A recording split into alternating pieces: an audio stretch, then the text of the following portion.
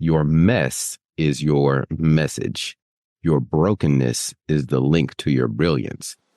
Welcome to the Kingspiration podcast. This is the place where you'll learn how to get unstuck and gain momentum in your life and business. Each week, we tackle the real aspects of entrepreneurship, personal development, relationships, and fitness. I'm your co-host, Ethan King, from Atlanta, Georgia, USA, entrepreneur, TEDx speaker, and best-selling author of Wealth Beyond Money. And I'm your co-host, Justin King, no relation to Ethan, from Cape Town, South Africa, entrepreneur, speaker, and business growth strategist. Our journey crosses continents and cultures, sharing wisdom and experiences to propel you forward. Welcome to Kingspiration. Let's start the conversation.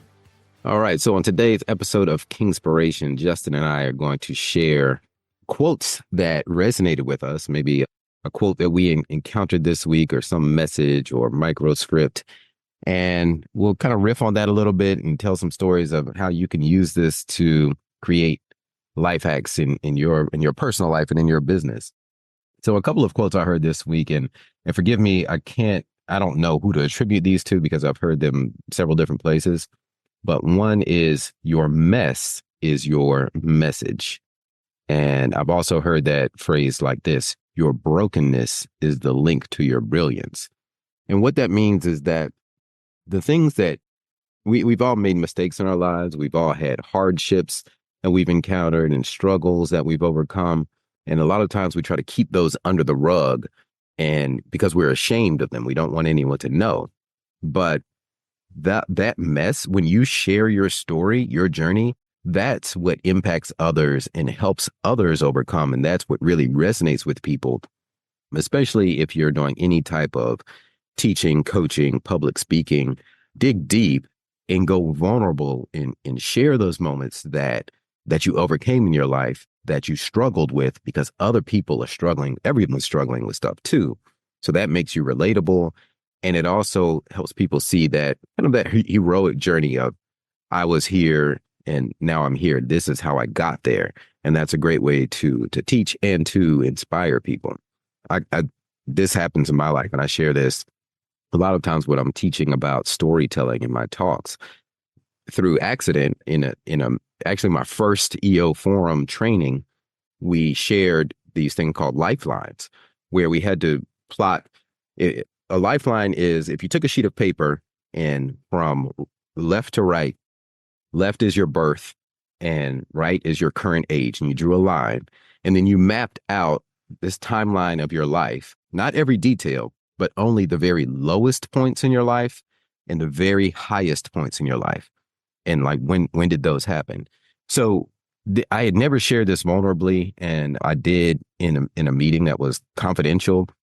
And I shared some of the darkest moments in my life, like the pain of my parents' divorce. And then when I got arrested twice when I was 19 years old and got suspended from college, like, these are things that I didn't want anyone to know about. I shared them in this meeting. And another guy in the meeting came to me afterwards and he said, "Man, your story was so impactful. I have a reporter friend who I'd like you to speak with, and I think it would just be a great connection." And I was like, dude, I don't want to talk to a reporter. This is stuff I didn't want anyone to know about. I shared stuff about how I was working at a strip club, taking out the trash, and it was humiliating. Then I got carjacked, like all of this stuff. And so I talked to this reporter, and I was like, yeah, I don't know why Kevin wanted me to talk to you. And the reporter just asked me all these questions. And for some reason, I just shared all these vulnerable moments with the reporter. Like, yeah, I don't know if you would find this interesting.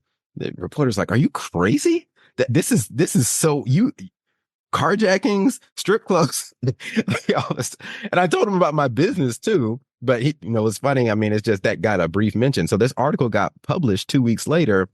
I was on the front page of the business section in the Atlanta Journal-Constitution, which is like our biggest newspaper in Atlanta. And all these people were like blowing up my phone. It's like, holy crap.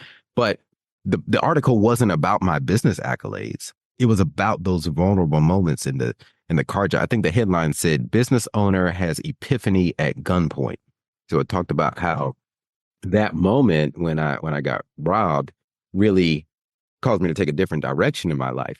And he said that story was his most shared story out of his entire Secrets of Success column. So that taught me that, well, It told me two things. One, well, the cat was out of the bag. At this point, my information was no longer private. So I figured, well, I might as well share it publicly if it's having such a positive effect on people. So that kind of set me down my speaking journey. But two, it also taught me to share vulnerably and share those lows. Because if you go out there and you just talk about all of your accolades and all of your highest moments, then you just come off as like a douchebag and arrogant, and nobody likes it. And nobody learns anything from it. Nobody's inspired from it. They just dislike you. What are your thoughts on that? Well, I think it acts like a magnet. You were speaking about the lifeline exercise that you did, and let's be honest, if you drew a line straight down the middle between those highs and those lows, if you had to apply it to social media, the highs are everything that gets shared on Instagram. The highs are everything that gets shared on Facebook, whatever it is. The lows are the moments that nobody wants to share publicly. Right. And everybody knows that it's not authentic. Although we all, I mean, everybody's comparing themselves to it. But if you have a conversation with somebody else, you know that what is being just shown on social media is not authentic. That's not real. That people's lives are not all like that.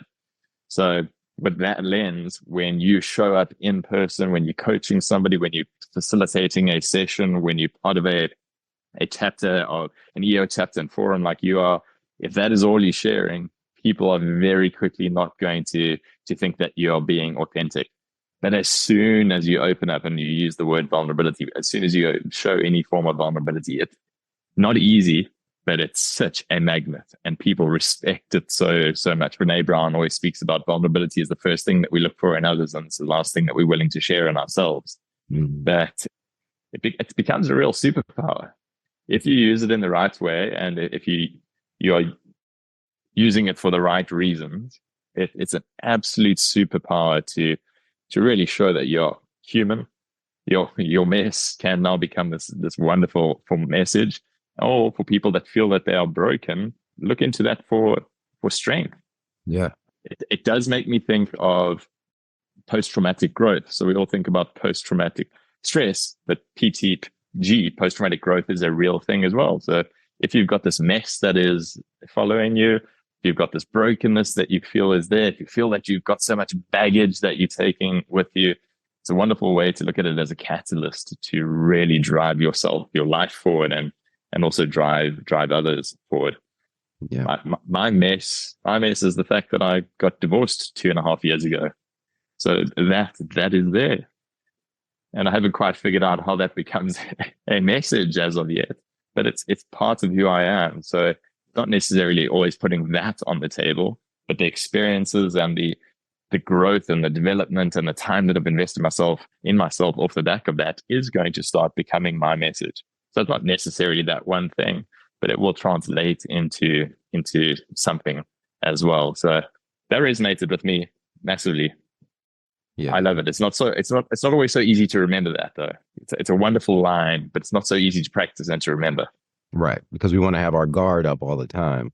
But, another one that comes to mind is I either win or I learn. I never lose. Right. So from your divorce and something in there, and you may still be, some lessons take longer to learn, but in everything that you encounter, you either win or you learn. You never look at it as a loss or as a failure, but as a learning experience.